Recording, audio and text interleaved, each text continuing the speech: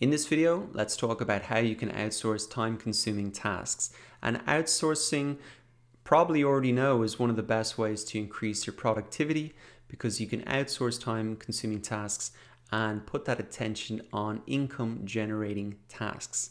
But what you might not understand too well is how to actually outsource things. And that's why in this video, I want to give you an example of two things that I've outsourced, one for my personal life, one for my business life, that have just saved me over 12 hours a week and just taken a huge amount of stress off my plate. And I would have never believed that I could have outsourced these two things and saved myself 12 hours a week. But now that I've done it, I'm actually kicking myself that I didn't do this years ago. So I think with the outsourcing, it can be incredible to see, whoa, I could have done this years ago and that was so much easier than I thought. And I'm just moving up to those higher level tasks now, and it feels really incredible to do it. So the first thing that I outsourced was actually grocery shopping, cooking, and cleaning. And when you think about outsourcing, you might have been thinking about, okay, outsource business tasks. Now, what I found is that actually outsourcing personal tasks is a lot easier because there's a much bigger pool of people who can do grocery shopping, cooking, and cleaning. Business tasks often require a lot of understanding about the tools that you use, the business that you're in. These things, everybody's familiar with them because they do them, and so you can really easily hand those off to someone else. So why did I outsource them? Number one, because it's pretty easy to outsource, a lot easier than some of the business stuff. And also because it's something you have to do every week. Grocery shopping was about 2 hours a week, cooking 3 hours a week, cleaning 3 hours a week. So that is 3 plus 2, 6 hours or 8 hours a week that I was doing on a repetitive task every week. It never goes away. This is not a once-off task. So outsourcing this and setting up a system for it, it really just saved me about 8 hours a week. Now, the other thing as well is, why did I outsource this? Is because I wasn't doing these things well. I had this pretty low on my priority list because I didn't see a lot of income generation from these tasks.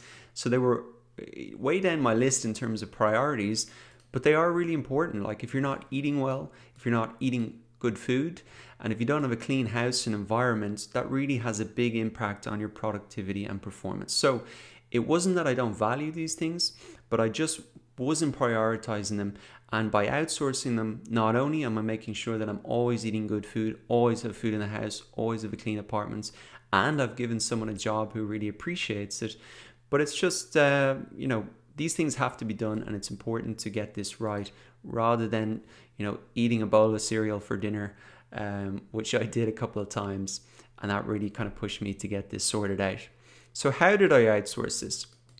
All we did is we put a message in a local Facebook group saying we wanted to really get someone.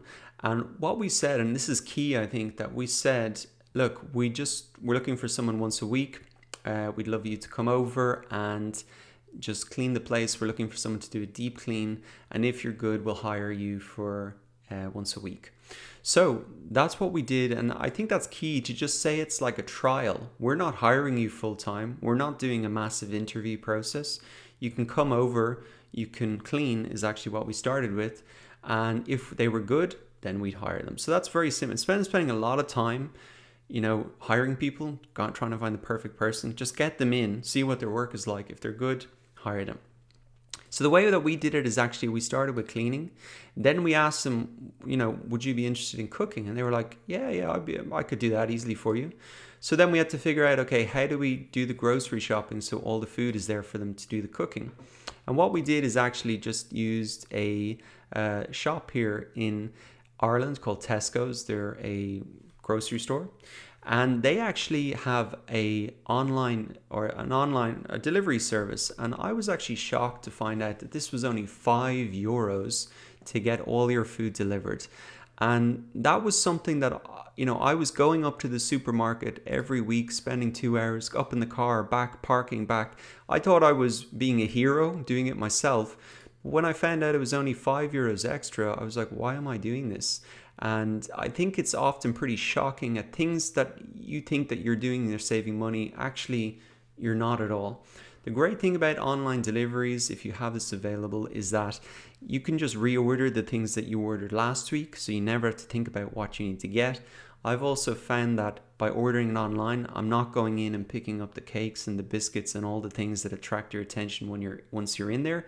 Those things cost money, so my food bill actually is cheaper than it was when I was going there myself. So I'm not saying that you have this service available and that you should use it. I'm just saying you could be shocked at some of the options out there that are actually cheaper and better than doing it yourself.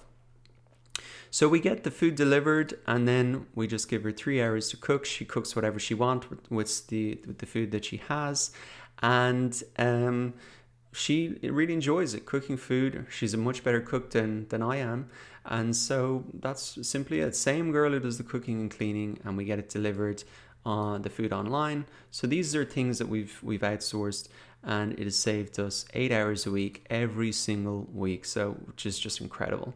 So the point of telling you this story was really that think about personal things that you can outsource rather than business things, because they're much easier to do, and think about like every step in a process, how you can outsource that in terms of getting, say, food delivered and the cooking and the cleaning. We just had the Tupperwares. She puts it all in the Tupperwares. We put it in the freezer. All right, let's move on now to a business thing that I outsource, which is the Q&A section on my courses. So students ask questions in the courses. It's very time consuming to answer them all, especially when you have a lot of courses. So I really outsource this because it stops me. It was taking me 5 hours a week to answer all these questions. It has quite a huge mental strain in terms of responding. You know, it's just like a lot of information, people asking questions, a lot of voices. And also it's just kind of time consuming, and it wasn't a high value income generating task.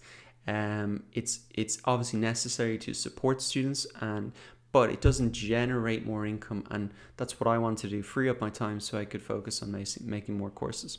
So how did I outsource it? Well, I actually hired one of my students to do it. And again, in terms of, you know, how did we hire? We didn't have how did I hire? I didn't have a huge process. All I did is I created a Google form, which is here, teaching assistant application. And basically what I did is I just put in 10 questions that I had got from a course. And I just said, okay, well, who can answer those the best? And then I got 23 responses, and I just picked the person who had answered the question in, you know, a kind of succinct way that was very helpful, friendly, and that's how I chose the person. So similar to the cleaner, you know, don't bother with a huge hiring process. Just give them a pretty simple task to test them, and then if you like them, you know, say, okay, I'll hire you full time after that. Now, as well as, okay, how did I outsource it? What I also did is, you know, you have to create the process for them. So I have links here directly to each section of the course. So they can just click right through and respond to it. I've listed out all the courses and the links there, and I gave them a goal and said, you know, you have to have all questions, 0 answered questions by the end of the week. Guidelines, I showed them, you know, some of the guidelines that they have to do.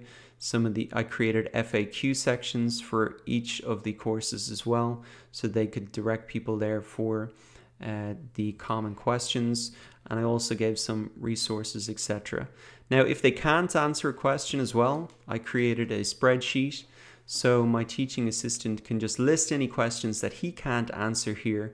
And then on Friday, I answer those questions. I'll show you here. On Friday, I answer those questions here, and then he puts the responses in on Monday. So this is a way where I really found that I thought I couldn't outsource this because there are going to be questions that he can't answer. But the simple way to do it is he can answer 99% of the questions. And if he can't answer the question, then I've just created that spreadsheet where he puts everything in that he can't answer them. I answer them on Fridays. He puts the answer in on Mondays. In terms of managing freelancers, I use a platform called Upwork.com, and I've really been blown away by how sophisticated this is. You can see a list of your team or freelancers here, The really cool thing about it is you can see exactly how much time they've logged per day. You can also see the actual screenshots of what they've been doing in that time that they've logged. So every 10 minutes it takes a screenshot. So you know that they are using that time effectively and doing the tasks that you set out for them, not just surfing the internet or doing whatever random stuff. You can also set limits for how much time they can log per day, and it automatically pays them, and then at the end of the week as well. So the great thing about using a platform like Upwork is it logs their time, it logs what they're doing, and it automatically pays them. And again, that just takes all of the work out of actually hiring someone, and you know all the proper work's been done because it's all logged here, etc. So I've actually been blown away by how sophisticated Upwork is and how easy it is. And you can also hire people and post jobs on this platform as well. So very useful. So in terms of how to outsource time-consuming tasks, that's really how you do it. I hope those examples of how I've done it and saved myself 13 hours a week was helpful to you. And I think the key message I want to get across is that I didn't believe I could outsource any of these things. I thought only I could do them. But when I did it, I was just amazed at how easy it was, how grateful the people were that I'd hired them, and how it enabled me to move on to higher income generating tasks. And really just that I wish I'd done this years ago. So if anything, I just encourage you to give it a go. It will take a while to figure out the process that works, but it's going to be so much worth it. And it's one of the top things that you can do to increase your productivity.